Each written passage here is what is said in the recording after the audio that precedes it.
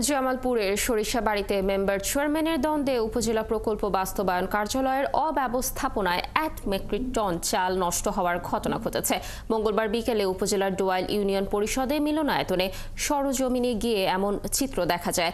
Union পরিষদের সচিব রাসেল মাহমুদ ও স্থানীয়রা জানান, উপজেলার ডোয়াইল ইউনিয়ন এলাকায় চলতি বছরের জুলাই মাসে বন্যার্তদের জন্য জিআর বরাদ্দকৃত ১ মেট্রিক টন চাল বরাদ্দ দেয়া ত্রাণ ও দুর্যোগ মন্ত্রণালয়, কিন্তু ইউনিয়ন পরিষদের চেয়ারম্যান মেম্বারদের মধ্যে দ্বন্দ্ব থাকায় চালগুলো বিতরণ না করে পরিষদের কক্ষে বস্তাবন্দি করে মেঝেতেই রেখে দেয় ইউনিয়ন পরিষদ কর্তৃপক্ষ।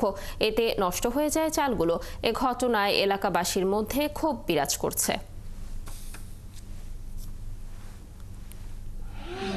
চাউলটা ৩ মাস ৩.৫ মাস ধরে আসছে, বিতরণ নাই, চালগুলো নষ্ট হয়ে গেছে। চেয়ারম্যান মেম্বারদের কলহের যে একটা দ্বন্দ্ব, সেই দ্বন্দ্বের জন্য দেওয়া হয়নি।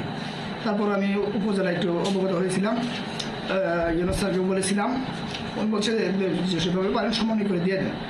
সে আবার দলীয় এবং মেম্বারদের সাথে এবং চেয়ারম্যান মেম্বারদের সাথেও যোগাযোগ করছি, ওনারা কেউ এটার সাথে আমার সাড়া দেয় নাই এবং আমিও এটা দিতে পারিনি।